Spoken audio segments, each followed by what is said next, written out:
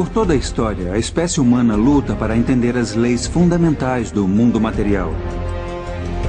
Nós nos aventuramos para descobrir as regras e padrões que determinam as qualidades dos objetos que nos rodeiam e sua complexa relação conosco e entre si. Durante milhares de anos, sociedades por todo o mundo descobriram que uma disciplina, mais do que outras, guarda certo conhecimento sobre as realidades fundamentais do mundo físico. Essa disciplina é a matemática. Eu sou Marcos de Suttori e sou matemático. Eu me vejo como um pesquisador comum caçando as estruturas escondidas por trás do caos e da complexidade aparentes do mundo à nossa volta. Em minha busca pelo padrão e a ordem, eu pesquiso o trabalho de grandes matemáticos que existiram antes de mim. Pessoas que pertenciam a culturas de todo o mundo e cujas inovações criaram a linguagem na qual o universo é escrito. Eu quero levar você a uma jornada através do tempo e do espaço para rastrearmos o crescimento da matemática, desde seu nascimento à ciência sofisticada que conhecemos hoje. Usando imagens geradas por computador, vamos explorar as descobertas que permitiram que as primeiras civilizações entendessem o mundo matematicamente. Essa é a história da matemática.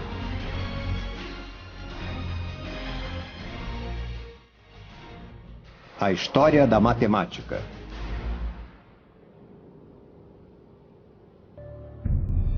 A linguagem do universo.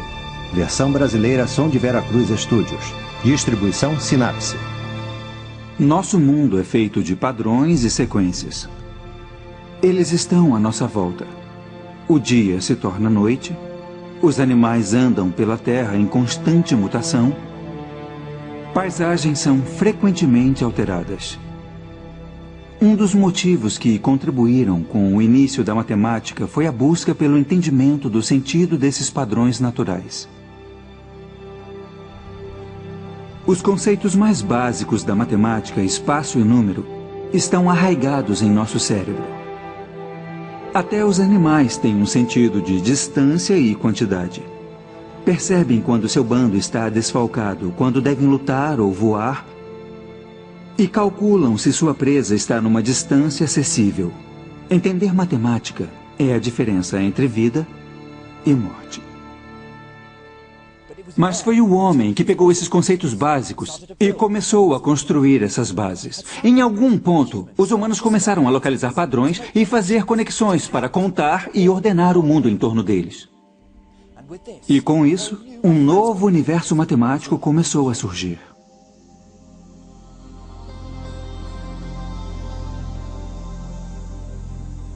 Esse é o Rio Nilo. Ele é a fonte de vida do Egito há milênios. Foi aqui que surgiram alguns dos primeiros sinais da matemática que conhecemos hoje. As pessoas abandonaram a vida nômade e começaram a se estabelecer aqui por volta de 6.000 a.C. As condições eram perfeitas para a agricultura.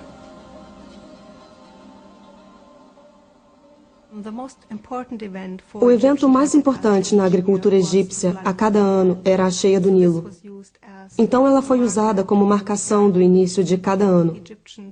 Os egípcios registraram o que acontecia em períodos de tempo. Para estabelecer um calendário como esse, você tem que contar quantos dias, por exemplo, havia entre as fases da lua, ou quantos dias havia entre duas cheias do Nilo. Registrar os padrões das estações era essencial não só para a gerência da terra, mas também para a religião.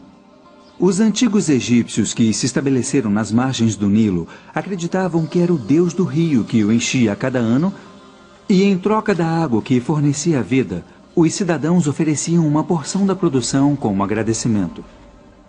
Quando os assentamentos ficaram maiores, se tornou necessário encontrar maneiras de administrá-los. Era preciso calcular porções de terra, fazer previsão das colheitas e cobrar impostos. Resumindo, as pessoas precisavam contar e medir. Os egípcios usavam seus corpos para medir o mundo. E foi assim que as unidades de medidas evoluíram. Um palmo era a largura de uma mão. Um cúbito, a distância entre o cotovelo e as pontas dos dedos. Os cúbitos de terra, faixas de terra medindo 1 cúbito por 100, eram usados pelos topógrafos dos faraós para calcular áreas. Há uma relação bem forte entre a burocracia e o desenvolvimento da matemática no Antigo Egito, e nós podemos vê-la desde o início da invenção do sistema numérico. Através da história egípcia até o Velho Reinado, a única evidência que temos é dos sistemas metrológicos, que são medidas diárias por extensão. Isso aponta a necessidade burocrática de desenvolver essas coisas. Era vital saber a área das terras de um fazendeiro para ele poder ser taxado de acordo, ou para saber se o Nilo roubou parte de suas terras para que ele pudesse pedir abatimento. Isso significava que os topógrafos dos faraós calculavam frequentemente a área de partes irregulares de terra, e a busca por solucionar esses problemas práticos que os tornaram os primeiros inovadores matemáticos.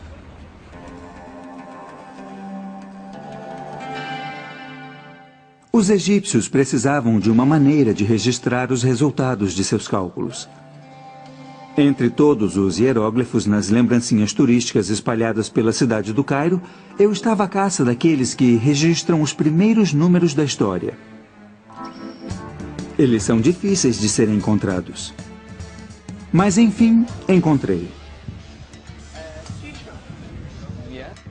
Os egípcios usavam um sistema decimal motivado pelos 10 dedos das mãos.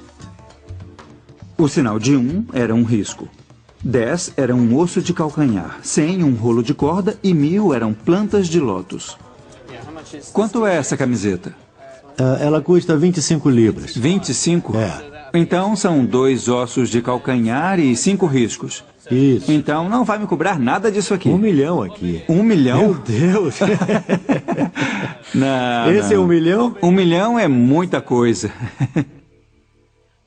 Os hieróglifos são bonitos, mas o sistema numérico egípcio era fundamentalmente simples. Eles não tinham o conceito de uma notação posicional. Então, um risco só podia representar uma unidade, não 100 ou 1000.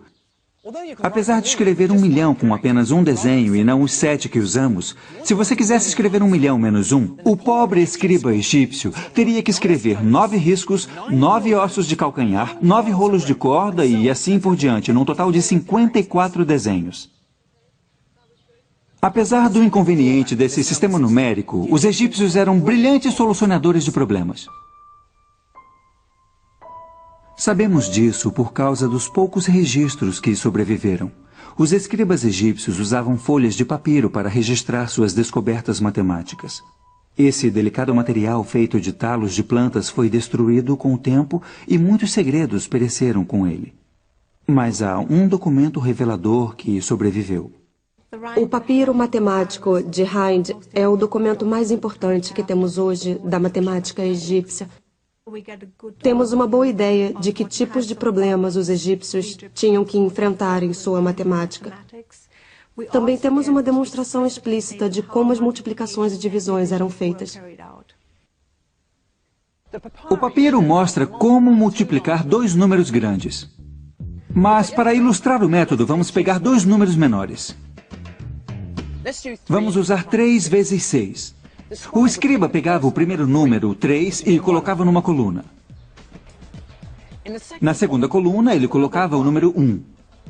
E depois dobrava os números em cada coluna, então 3 se tornava 6. E 6 se tornava 12. E depois, na segunda coluna, 1 se tornava 2 e 2 se tornava 4. Aqui está a parte interessante. O escriba quer multiplicar 3 por 6. Então pega os grupos na segunda coluna, que somam 6. São 2 mais 4. Depois ele volta à primeira coluna e pega as fileiras correspondentes ao 2 e ao 4. Então são 6 e 12. Ele soma os 2 para ter a resposta 18. Mas o mais impressionante para mim nesse método é que o escriba escreve efetivamente o segundo número em 6 binários. É um lote de 4, um lote de 2 e nenhuma unidade, que é 1, 1, 0. Os egípcios entenderam o poder dos binários mais de 3.000 anos antes do matemático e filósofo Leibniz revelar o seu potencial. Hoje, todo o mundo tecnológico depende dos mesmos princípios que eram usados no Antigo Egito. O papiro de Hind foi registrado por um escriba chamado Hermes por volta de 1650 a.C., e seus problemas buscam as soluções para situações cotidianas. Vários dos problemas mencionam pães e cerveja, porque era comum pagar os trabalhadores egípcios com comida e bebida. Um deles se preocupa em dividir 9 pães igualmente entre 10 pessoas, sem que houvesse briga. Eu tenho 9 pães aqui e vou pegar 5 deles e cortar pela metade. Claro que 9 pessoas poderiam pegar 1/10 do seu pão e dar um monte de migalhas a uma 10ª pessoa. Mas os egípcios desenvolveram uma solução mais elegante. Pegaram os outros 4 e dividiram em 3.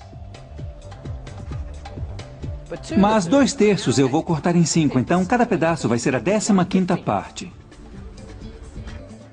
Cada pessoa recebe uma metade, mais 1/3 e uma 15ª parte. É através de problemas práticos como esse que começamos a ver uma matemática mais abstrata se desenvolver. De repente, novos números entram em cena, frações. E em breve, os egípcios estariam explorando a matemática desses números. Frações são claramente de importância prática a qualquer um que queira dividir quantidades para pôr no mercado. Para registrar essas transações, os egípcios desenvolveram uma notação que registrava esses novos números. Uma das mais antigas representações dessas frações veio de um hieróglifo que tinha grande significado místico. Ele se chama Olho de Horus.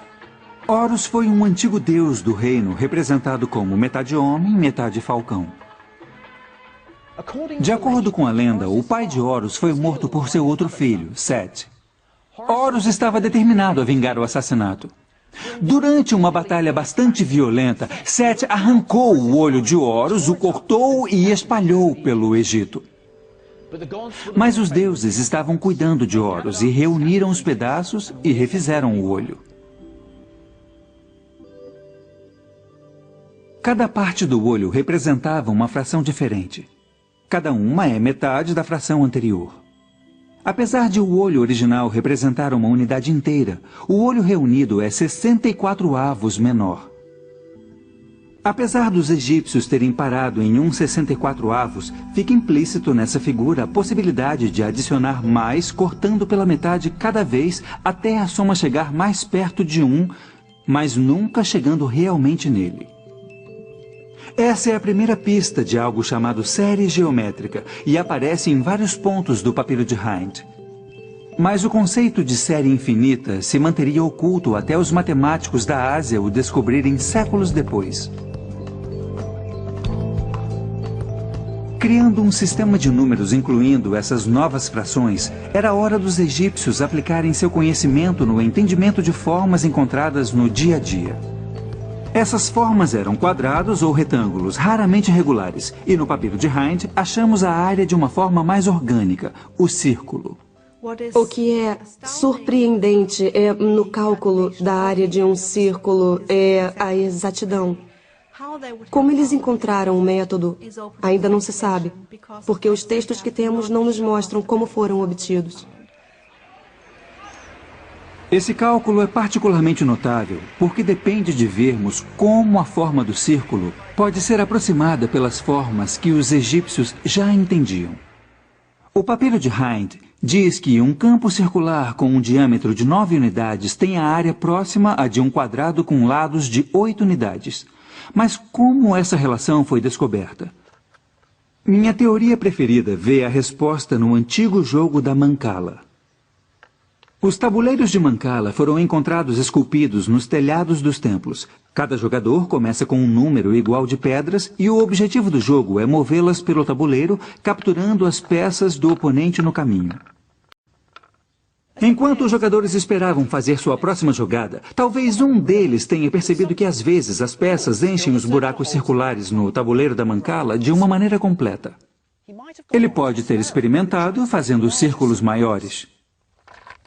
Talvez tenha percebido que 64 pedras, o quadrado de 8, podem ser usadas para fazer um círculo com um diâmetro de 9 pedras. Reorganizando essas pedras, o círculo se aproximou de um quadrado.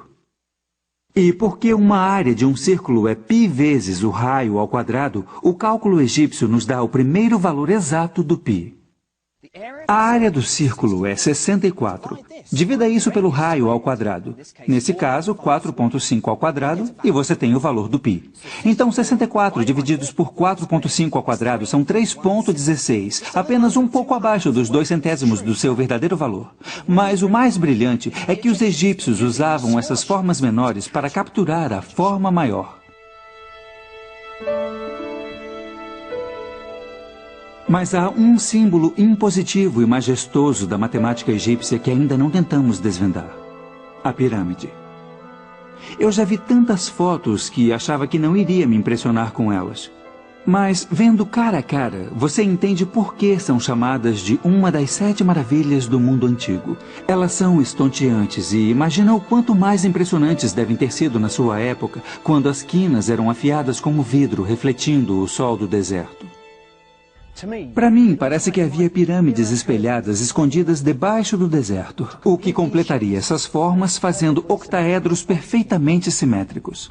Às vezes, na luz do calor do deserto, você quase pode ver essas formas. É a pista da simetria escondida dentro dessas formas que as torna tão impressionantes para um matemático. As pirâmides são um pouco curtas para criar essas formas perfeitas.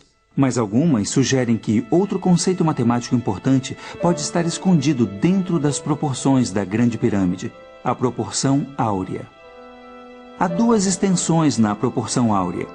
Se a relação da mais longa com a mais curta for a mesma que a soma de 2 do lado maior, essa proporção é associada com as proporções perfeitas encontradas por toda a natureza e também no trabalho de artistas, arquitetos e designers do milênio. Se os arquitetos das pirâmides eram conscientes dessa importante ideia matemática ou eram instintivamente levados a ela por causa de suas propriedades estéticas satisfatórias, nunca vamos saber. Para mim, o mais impressionante nas pirâmides é a genialidade matemática necessária para fazê-las, incluindo a primeira alusão a um dos grandes teoremas do mundo antigo, o Teorema de Pitágoras. Para conseguir cantos de ângulos retos perfeitos em seus prédios e pirâmides, os egípcios usavam uma corda com um nós. Em algum momento, os egípcios perceberam que se passassem um triângulo com lados marcados por 3 nós, 4 nós e 5 nós, isso garantiria a eles um ângulo reto perfeito. Isso porque 3 ao quadrado mais 4 ao quadrado é igual a 5 ao quadrado. Então temos um perfeito triângulo de Pitágoras. Na verdade, quaisquer triângulos cujos lados satisfaçam essa relação nos darão um ângulo de 90 graus. Mas tenho certeza de que os egípcios não tinham essa generalização nos seus triângulos de 3, 4 e 5. Não podemos esperar encontrar uma prova geral, porque esse não é o estilo da matemática egípcia. Todo o problema foi resolvido usando números concretos, e se uma verificação fosse feita no final, ela usaria o resultado e esses números concretos. Não há prova geral entre os textos matemáticos egípcios. Levaram uns 2000 anos até que os gregos e Pitágoras provassem que todos os triângulos retângulos partilhavam de certas propriedades. Essa não foi a única ideia matemática que os egípcios descobriram. Em um documento de 4000 anos, chamado de Papiro de Moscou, encontramos uma fórmula para uma pirâmide com o seu pico cortado, o que mostra a primeira pista de cálculos em andamento. Para um local como o Egito, que é famoso por suas pirâmides, é de se esperar que problemas como esse fossem constantes em seus textos matemáticos. O cálculo do volume de uma pirâmide cortada é uma das partes mais avançadas da matemática do Antigo Egito em relação aos nossos padrões modernos. Os arquitetos e engenheiros certamente queriam essa fórmula para calcular a quantidade de material exigida para suas construções. Mas a sofisticação da matemática egípcia é que pôde produzir um método tão bonito.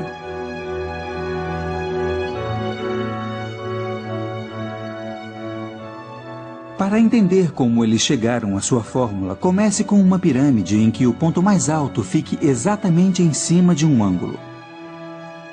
3 desses podem ser reunidos para fazer uma caixa retangular, fazendo com que o volume da pirâmide inclinada seja 1/3 do volume da caixa. Isso é a altura vezes o comprimento vezes a largura divididos por 3. Aí vem um argumento que mostra as primeiras pistas do cálculo usado milhares de anos antes de Gottfried Leibniz e Isaac Newton criarem a teoria. Imagine que você cortasse a pirâmide em fatias. Poderia então arrastar as camadas para fazer uma pirâmide mais simétrica, como vemos em Giza. No entanto, o volume da pirâmide não mudou, apesar da reorganização das camadas. Então, a mesma fórmula funciona. Os egípcios eram inovadores incríveis e sua habilidade de gerar a nova matemática era desconcertante. Para mim, eles revelaram o poder da geometria e dos números e deram os primeiros passos em direção às excitantes descobertas matemáticas que viriam. Mas havia outra civilização que tinha matemática para rivalizar com a do Egito. E sabemos muito mais sobre suas conquistas.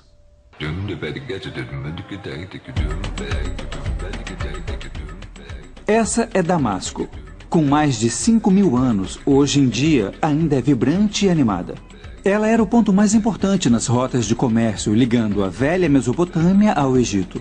Os babilônios controlavam a maior parte do que hoje é Iraque, Irã e Síria, desde 1800 a.C. Para expandir e comandar seu império, eles se tornaram mestres na manipulação e administração de números. Temos códigos legais, por exemplo, que nos dizem sobre como a sociedade era ordenada.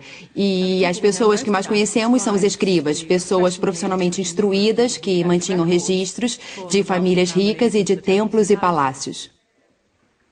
Escolas de escribas existiam desde 2500 a.C. Escribas aspirantes eram mandados para lá crianças e aprendiam a ler, escrever e trabalhar com números. Os registros de escribas foram mantidos em blocos de argila, o que permitiu que os babilônios comandassem e aumentassem seu império. No entanto, muitos dos blocos que temos hoje não são documentos oficiais, mas exercícios de crianças. São relíquias incomuns que nos dão uma ideia rara de como os babilônios lidavam com a matemática. Esse é um livro escolar de geometria do século XVIII a.C. e vocês podem ver que há várias figuras nele. E embaixo de cada figura há um texto que dá um problema sobre ela. Por exemplo, esse aqui diz: eu desenhei um quadrado com 60 unidades de comprimento e dentro fiz 4 círculos. Quais são as suas áreas? E esse pequeno bloco aqui foi escrito pelo menos 1000 anos depois do outro bloco. Mas tem uma relação bem interessante com ele. Ele tem também 4 círculos dentro de um quadrado mal desenhado. Mas não é um livro, é um exercício escolar. O adulto que ensinava dava isso ao aluno como exemplo de dever de casa ou uma coisa assim. Como os egípcios, os babilônios parecem interessados em resolver problemas práticos relacionados a pesos e medidas. A solução babilônica a esses problemas é escrita como receitas matemáticas. Um escriba simplesmente seguia e gravava uma série de instruções para chegar ao resultado. Aqui é um exemplo do tipo de problema que eles resolviam. Eu tenho um feixe de gravetos de canela aqui, mas eu não vou pesá-lo. Ao invés disso, vou pegar 4 vezes seu peso e colocar na balança. Agora vou adicionar 20 jin. Jin era a medida de peso babilônica. Eu vou pegar metade de tudo e adicionar de novo. Então são 2 feixes e 10 jin. Agora tudo desse lado é igual a 1 mana. 1 mana era 60 jin. E aqui temos uma das primeiras equações matemáticas da história. Tudo desse lado é igual a 1 mana. Mas quanto pesa o feixe de gravetos de canela? Sem qualquer linguagem algébrica, eles puderam manipular as quantidades para poder provar que os gravetos de canela pesavam 5 jin. Na minha cabeça, é esse tipo de problema que dá um pouco de má fama à matemática. Você pode culpar os antigos babilônios por todos aqueles problemas tortuosos que resolveu na escola, mas os antigos escribas babilônios se destacavam nesse tipo de problema. Estranhamente, eles não usavam grupos de 10 como os egípcios. Usavam grupos de 60. Os babilônios inventaram seu sistema numérico como os egípcios, usando os dedos. Mas ao invés de contar os 10 dedos das mãos, os babilônios encontraram uma maneira bem mais intrigante de contar partes do corpo. Eles contavam os 12 nós dos dedos de uma mão e os 5 dedos na outra para poder contar 12 vezes 5, ou seja, 60 números diferentes. Então, por exemplo, esse número seria 2 lotes de 12, 24, e depois 1, 2, 3, 4, 5 para chegar a 29. Mas o número 60 tinha outra propriedade poderosa. Ele pode ser perfeitamente dividido de várias maneiras. Aqui há 60 feijões. Eu posso arranjá-los em 2 fileiras de 30, 3 fileiras de 20, 4 fileiras de 15, 5 fileiras de 12 ou 6 fileiras de 10. A divisibilidade do número 60 o torna uma base perfeita para se fazer aritmética. O sistema de base 60 teve tanto sucesso que ainda usamos os seus elementos hoje. Toda vez que queremos dizer as horas, reconhecemos unidades de 60, 60 segundos no minuto, 60 minutos numa hora. Mas o mais importante do sistema numérico babilônico era reconhecer uma notação posicional. Como nossos números decimais contam quantos lotes de dezenas, centenas e milhares você registra, a posição de cada número babilônico registra a quantidade de 60 que você conta.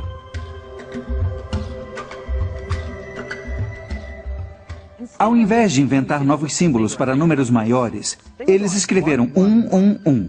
Então, esse número seria 3.661. O catalisador dessa descoberta foi o desejo babilônico de mapear o curso do céu noturno.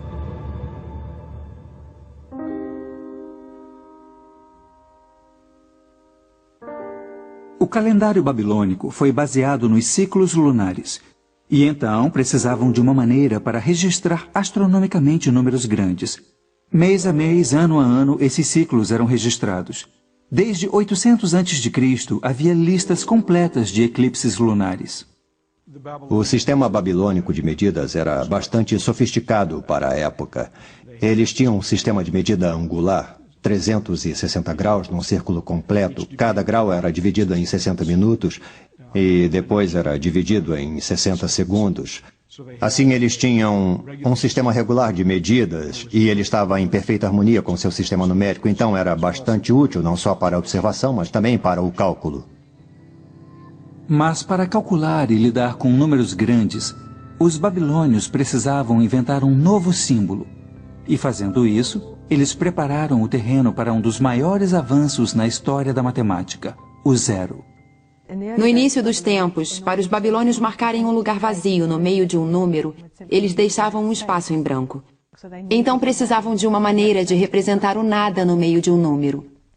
Assim usavam um sinal como apóstrofos ou sinais de pontuação, e isso significava o zero no meio de um número. Essa foi a primeira vez que um zero, sob qualquer forma, apareceu no universo matemático. Mas ainda levaria 1000 anos até que esse marcador de lugar se tornasse um número com todo o seu direito.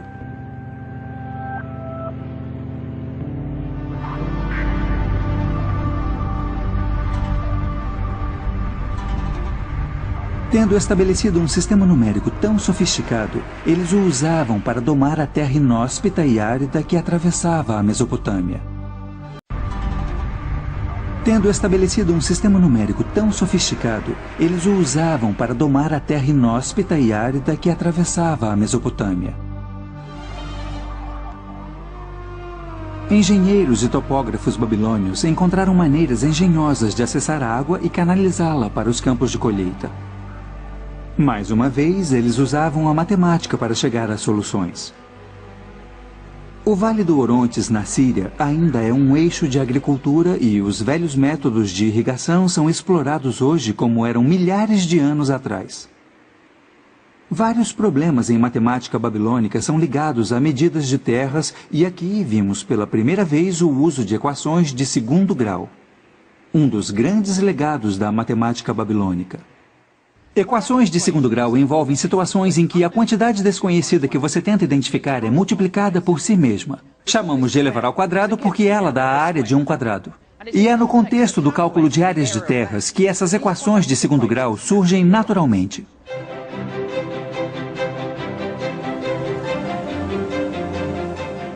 Aqui está um problema típico. Se um campo tem uma área de 55 unidades e um lado é 6 unidades maior que o outro,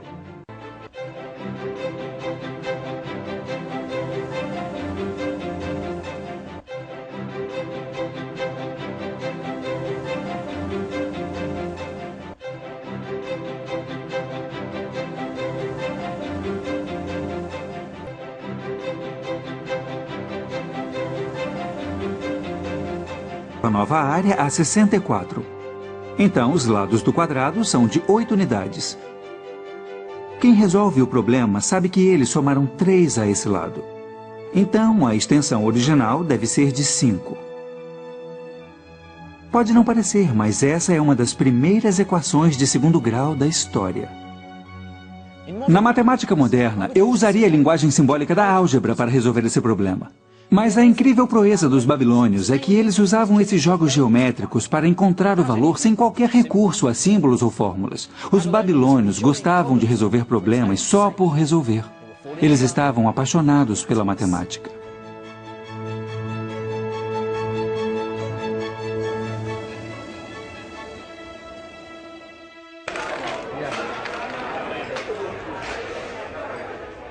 A fascinação babilônica pelos números logo encontrou lugar em seu tempo de lazer também. Eles eram ávidos jogadores. Os babilônios e os seus descendentes jogam uma versão do gamão há mais de 5.000 anos.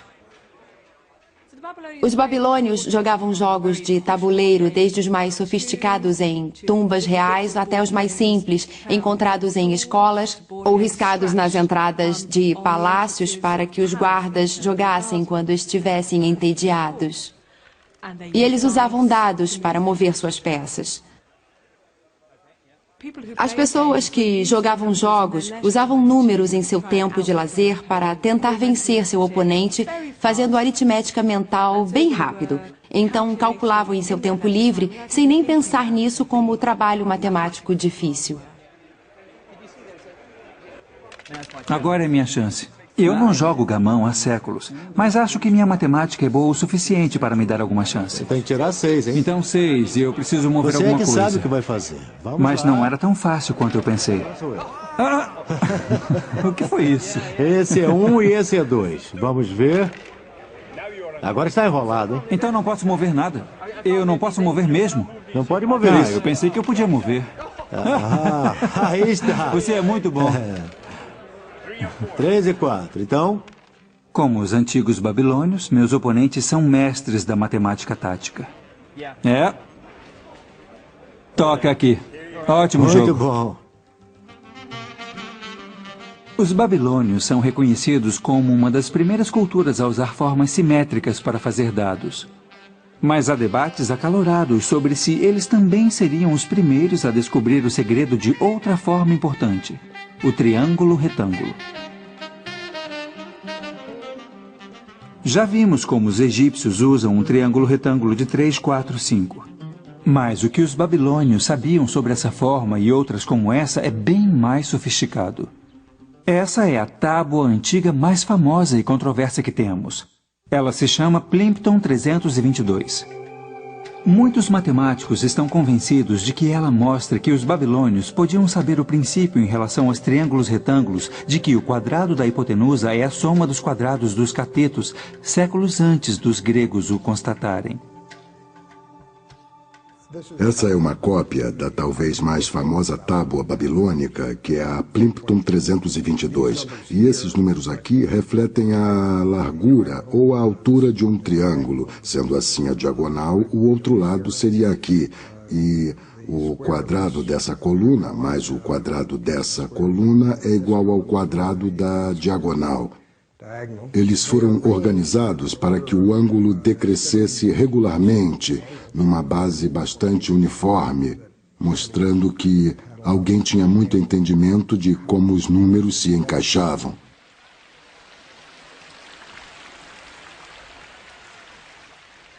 Aqui estavam 15 triângulos de Pitágoras perfeitos. Todos os lados tinham comprimento de números inteiros. É tentador pensar que os babilônios foram os primeiros donos do Teorema de Pitágoras. E é uma conclusão pela qual gerações de historiadores foram seduzidos. Mas poderia haver uma explicação mais simples para os grupos de 3 números que formam o Teorema de Pitágoras. Não é uma explicação sistemática dos triplos pitagóricos. É simplesmente um professor de matemática fazendo uns cálculos bem complicados para produzir números bem simples e resolver os problemas de seus alunos sobre triângulos retângulos. Nesse sentido, é sobre triplos pitagóricos, só que incidentalmente. As pistas mais valiosas para o que eles entendiam podiam estar em outro lugar. Essa pequena tábua de exercícios escolares tem quase 4.000 anos e revela o que os babilônios sabiam sobre triângulos retângulos. Ela usa o princípio do Teorema de Pitágoras para descobrir o valor de um assombroso número novo. Ao longo da diagonal está uma boa aproximação da raiz do quadrado de 2. Assim, isso nos mostra que ela era conhecida e usada em ambientes escolares. Isso é importante porque a raiz quadrada de 2 é o que hoje chamamos de número irracional. Isto é, se escrevemos em decimais ou mesmo em lugares hexadecimais, ele não termina, os números continuam para sempre depois da vírgula decimal. As implicações desse cálculo são enormes. Primeiro, ele significa que os babilônios sabiam alguma coisa do Teorema de Pitágoras anos antes de Pitágoras. Segundo, o fato deles calcularem esse número com precisão de 4 casas decimais mostra uma incrível facilidade aritmética, tanto quanto uma paixão pela minúcia matemática. A habilidade matemática dos babilônios era incrível. E por quase 2.000 anos, eles progrediram intelectualmente no mundo antigo. Mas quando seu poder imperial começou a minguar, seu vigor intelectual também declinou.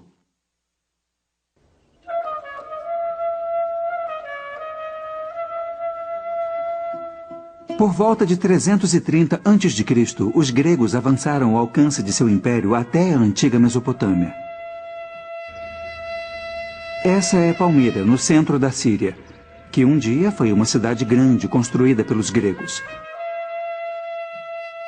O conhecimento matemático necessário para construir estruturas com tanta perfeição geométrica é impressionante. Como os babilônios antes, os gregos também eram apaixonados pela matemática. Os gregos eram colonizadores inteligentes. Eles tiraram o melhor das civilizações que conquistaram para aumentar seu próprio poder e influência. Mas também deram as suas contribuições. Na minha opinião, sua maior inovação tem a ver com uma mudança de pensamento. O que eles iniciaram influenciaria a humanidade por séculos. Eles nos deram poder de prova. De certa forma, eles decidiram que tinham que ter um sistema dedutivo para a sua matemática. E o sistema dedutivo típico era começar com certos axiomas que você imagina verdadeiros. Como se imagina que certo teorema seja verdadeiro, mas sem provar. E depois se percorrem métodos lógicos e etapas muito cuidadosas. Desses axiomas você prova teoremas, e desses teoremas você prova mais teoremas, e isso continua. Exatamente como uma bola de neve. A prova é o que dá força à matemática. É o poder de prova que significa que as descobertas dos gregos são verdadeiras hoje, como eram 2.000 anos atrás. Eu precisava seguir para o oeste, no coração do antigo Império Grego, para aprender mais.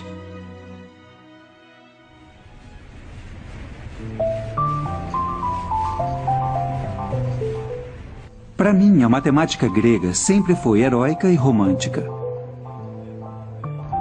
Estou a caminho de Samos, a 1 quilômetro da costa turca.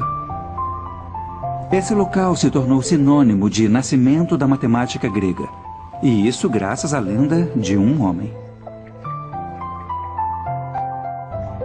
Seu nome é Pitágoras. As lendas em torno de sua vida e trabalho contribuíram para o status de celebridade que ele ganhou nos últimos 2.000 anos. É creditado a ele, de maneira certa ou errada, o início da transformação da matemática como ferramenta para contar no estudo analítico que reconhecemos hoje. Pitágoras é uma figura controversa. Por não ter deixado escritos matemáticos, muitos questionam se ele realmente resolveu algum dos teoremas atribuídos a ele. Ele fundou uma escola em Samos no século VI a.C., mas seus ensinamentos eram considerados suspeitos e os pitagóricos eram vistos como uma seita bizarra. Há boas evidências de que havia escolas pitagóricas e elas deviam parecer mais com seitas do que com escolas filosóficas, porque não partilhavam só conhecimentos, também partilhavam um estilo de vida. E todas elas pareciam estar envolvidas na política da cidade. Um detalhe que as torna incomuns no mundo antigo é que elas incluíam mulheres. Os pitagóricos são sinônimo de entendimento de algo que escapava aos egípcios e aos babilônios: as propriedades dos triângulos retângulos. O que é conhecido como Teorema de Pitágoras mostra que, se você pegar qualquer triângulo retângulo e fizer quadrados em todos os lados, a área do maior quadrado é igual à soma dos quadrados dos dois lados menores. Para mim, é nesse ponto que a matemática nasce e se abre um abismo entre as outras ciências. E a prova é tão simples quanto devastadora em suas implicações. Posicione 4 cópias do triângulo retângulo em cima dessa superfície. O quadrado que você vê agora tem lados iguais à hipotenusa do triângulo. Arrastando esses triângulos, vemos como podemos separar a área do maior quadrado em 2 quadrados menores, cujos lados são dados pelos 2 lados menores do triângulo. Em outras palavras, o quadrado da hipotenusa é igual à soma dos quadrados dos catetos. O Teorema de Pitágoras. Isso ilustra um dos temas característicos da matemática grega: o apelo dos belos argumentos da geometria, mais do que uma preocupação com números. Pitágoras pode ter perdido o apelo e muitas das descobertas creditadas a ele foram contestadas recentemente. Mas há uma teoria matemática que eu detestaria tirar dele. Ela tem a ver com a música e a descoberta da série harmônica. A história diz que, passando por um ferreiro, Pitágoras ouviu o som das batidas numa bigorna e percebeu como as notas produzidas soavam em perfeita harmonia. Ele acreditava que devia haver uma explicação racional para as notas soarem tão atraentes. E a resposta era matemática.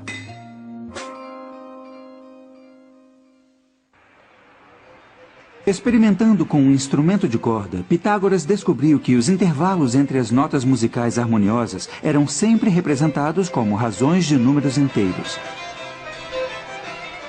E foi assim que ele pode ter construído a sua teoria. Primeiro, ele tocou uma nota na corda solta. Depois, na metade do comprimento. A nota quase parece a mesma da primeira. Na verdade, é uma oitava mais alta, mas a relação é tão forte que damos o mesmo nome a essa nota. Agora pegamos 1/3 da extensão e temos outra nota que parece harmonizar com as 2 primeiras. Mas pegue um comprimento de corda que não está numa razão de número inteiro e temos a dissonância.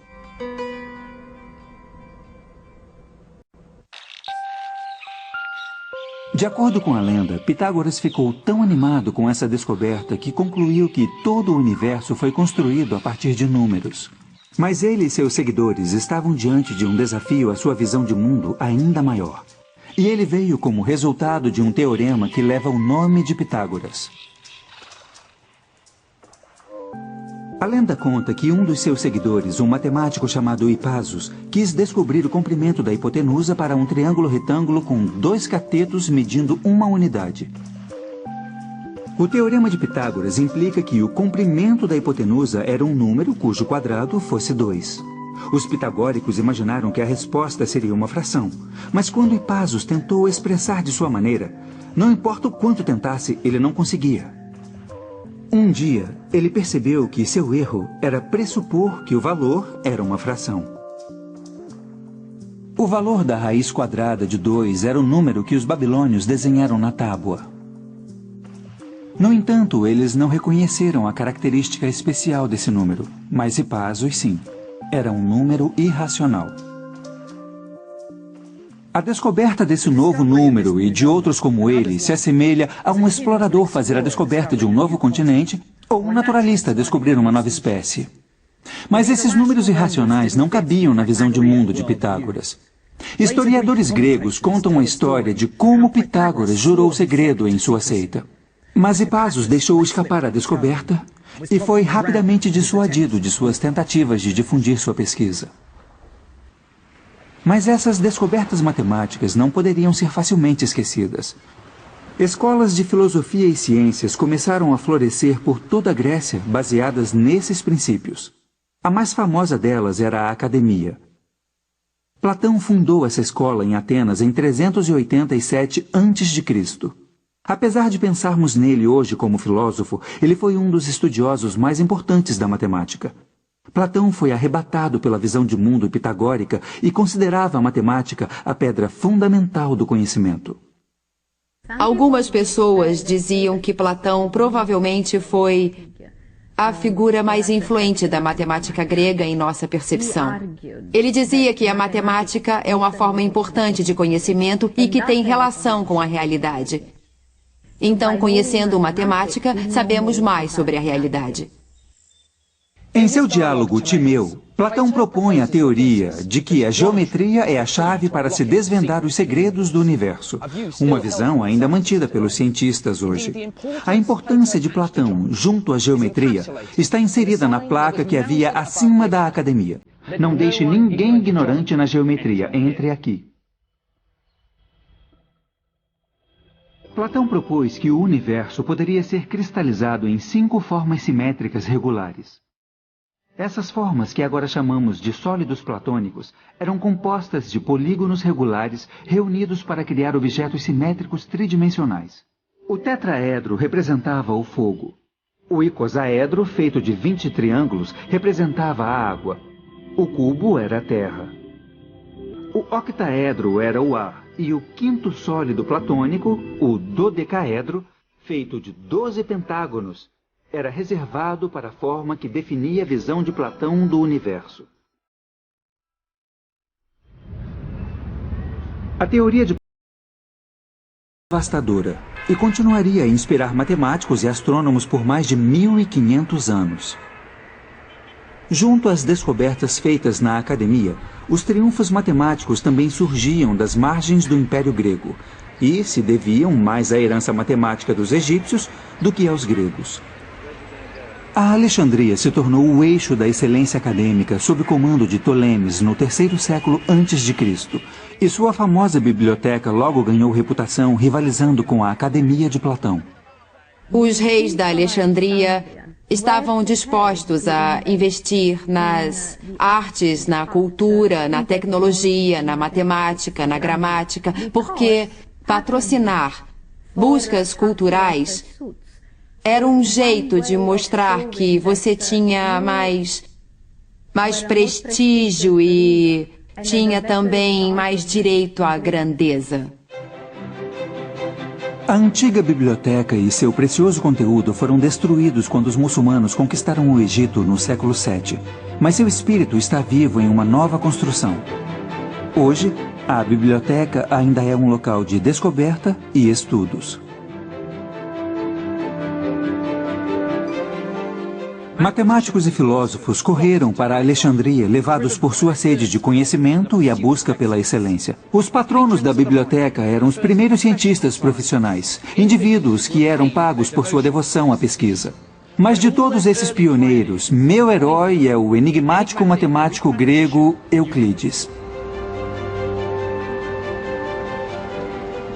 Sabemos muito pouco sobre a vida de Euclides, mas suas maiores conquistas foram como cronista da matemática.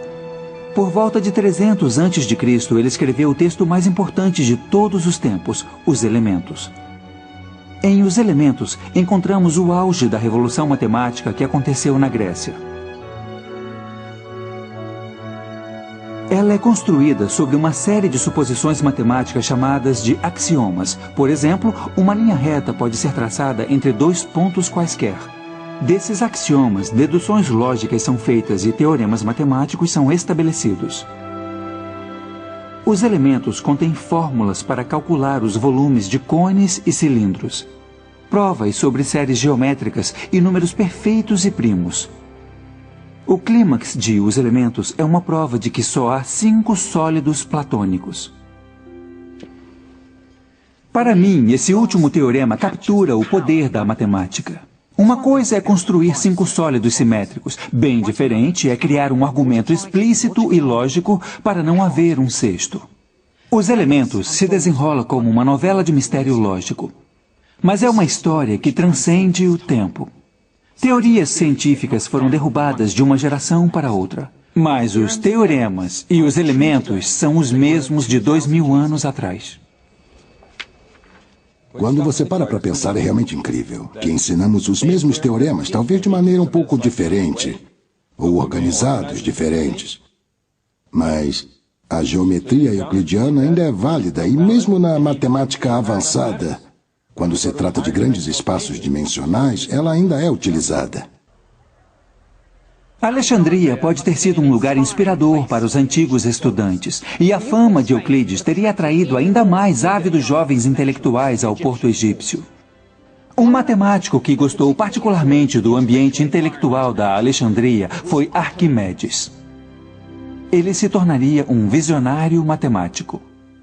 Os melhores matemáticos gregos estavam sempre testando os limites, indo mais fundo.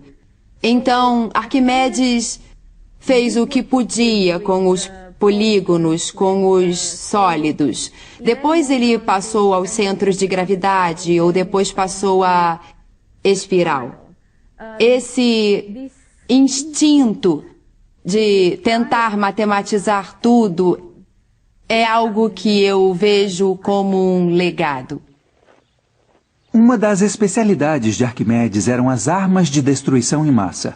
Elas foram usadas contra os romanos quando eles invadiram sua casa em Siracusa em 212 a.C. Ele também criou espelhos que aumentavam o poder do sol para pôr fogo nos navios romanos. Mas para Arquimedes, esses esforços eram meras diversões na geometria. Ele tinha ambições mais elevadas. Arquimedes foi atraído pela matemática pura e acreditava no estudo da matemática pela matemática, não pelo desprezível mercado de engenharia ou a busca sórdida de lucro. Uma das melhores investigações da matemática pura era produzir fórmulas para calcular áreas de formas regulares. O método de Arquimedes era capturar novas formas usando formas que ele já compreendia. Então, por exemplo, para calcular a área de um círculo, ele o fechava num triângulo e depois dobrava o número de lados do triângulo. A forma interna ficava cada vez mais perto do círculo. E às vezes chamamos um círculo de polígono com um número infinito de lados. Mas estimando a área do círculo, Arquimedes, na verdade, consegue o valor de π, o número mais importante na matemática. No entanto, foi calculando os volumes de objetos sólidos que Arquimedes se sobressaiu. Ele encontrou uma maneira de calcular o volume de uma esfera cortando-a e calculando cada fatia como um cilindro. Depois ele somou os volumes das fatias para ter um valor aproximado da esfera. Mas o golpe de gênio foi perceber o que acontecia se você fizesse fatias cada vez mais finas. No limite, a aproximação se torna um cálculo exato.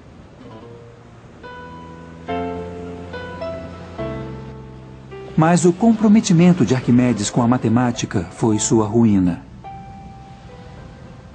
Arquimedes estava contemplando um problema sobre círculos traçados na areia quando um soldado romano o abordou. Arquimedes estava tão imerso em seu problema que insistiu em terminar seu teorema. Mas o soldado romano não estava interessado no problema de Arquimedes e o matou no local. Mesmo diante da morte, a devoção de Arquimedes à matemática era inabalável.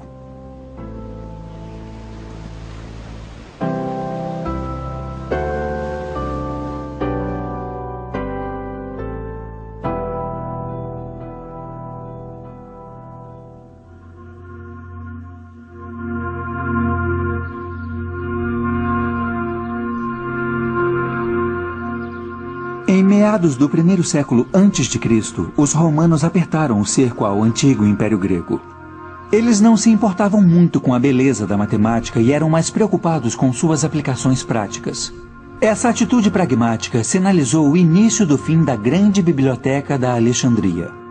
Mas uma matemática estava determinada a manter vivo o legado dos gregos.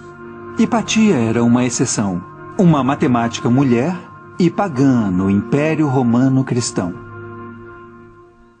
Hipatia teve muito prestígio e foi muito influente em seu tempo. Ela era professora com muitos alunos e muitos seguidores. Ela era politicamente influente na Alexandria. Então, essa combinação de autoconhecimento e prestígio pode ter feito dela uma figura odiada pelos cristãos.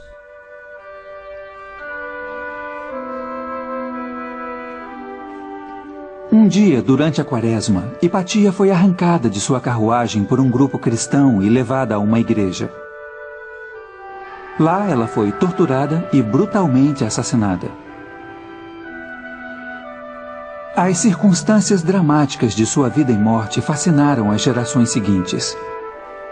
Infelizmente, sua crença encobriu suas conquistas matemáticas.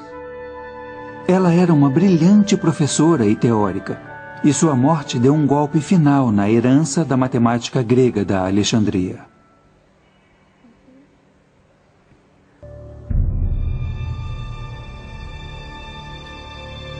Minhas viagens me levaram a uma jornada fascinante para descobrir a paixão e a inovação dos primeiros matemáticos do mundo.